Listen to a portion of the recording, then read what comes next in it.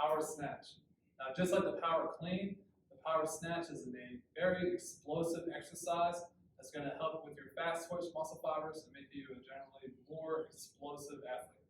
Now, with this, okay, in a lot of ways there's some similarities to the power clean, but however, there's also a lot of differences involved as well. So first things first would be our foot and hand placement. Nothing has changed from our power clean. We want that bar just over the mid-foot. We don't want it on our shins and we don't want it on our toes. We want it right at the mid-foot. So when we start going through our first pull, we get that bar as vertical as possible. There's no deviation in the bar path. So once our feet are shoulder apart, now is the biggest change from the power clean and the power snatch.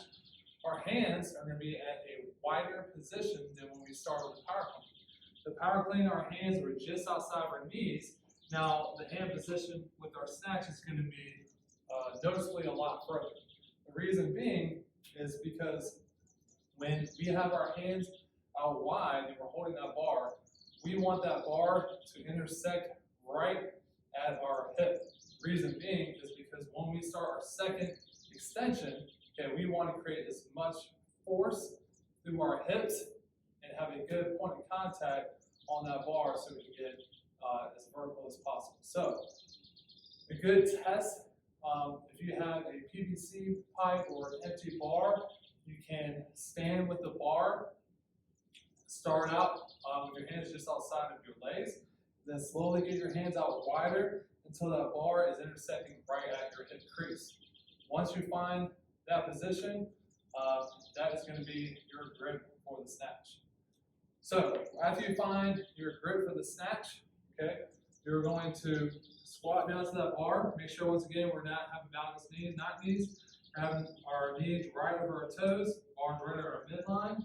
Okay. We have our hand placement now. Okay, and we are going to go through the first pull. Okay, just like with our power clean. We're going to get that bar just up to our knees. Okay, just up to our knees. Now, it's going to feel pretty much the same thing. However, if you engage your lats and your round boys and your middle traps and lower traps, you're going to be able to lock that in a lot better and focus more on just your hip and your knee extension rather than the weight on your back. So, once you have all those muscles locked in and you get up to that first pull, the second pull is just like what we do with our power clean. We're going to start with more of our hip and knee drive. We're going to get to a triple extension, and now we are doing a clean pull, but our grip is now further. Okay, once we have this explosive movement and that bar is now traveling up in a vertical position, we are then going to get in a catch position. Now, the catch position for the snatch is a lot different than the catch position for the power jerk. The catch position for the snatch is going to be an overhead position rather than a front rack position. So, the overhead position, okay, we are going to have our armpits facing parallel to the wall where you're headed. Okay, we're going to create as much external force with our scapula to increase that intra-abdominal pressure, and then we're going to have that weight overhead.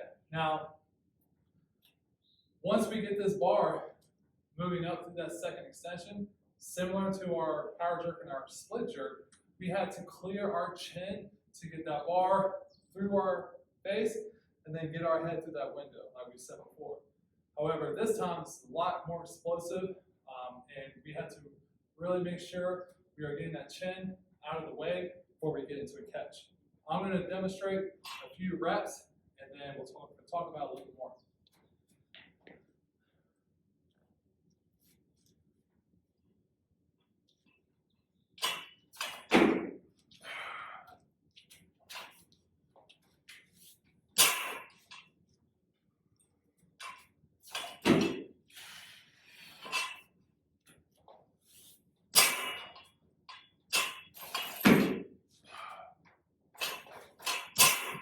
Now, as you can see, once again, this is a quick, fast, explosive movement. Okay, the whole purpose of the triple extension is to get that bar driving upwards, to get that bar up as high as you can, then lower yourself in a power position to get the catch, and then stand up with the bar. When you get in a catch position, it's very, very important to have full tension throughout your body and having a neutral spine. When you have a high load on the bar, it's going to be extremely important to do those things to keep your spine safe. So, once again, when you're in a catch position, make sure your knees are still tracking over your toes. Your glutes are engaged with that external rotation of your femur. We are in a neutral spine.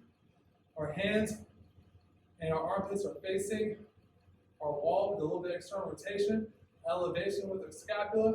We can squeeze and hold. When we are done, we can get into a more extended position, lower that weight, just like we did with the power jerk.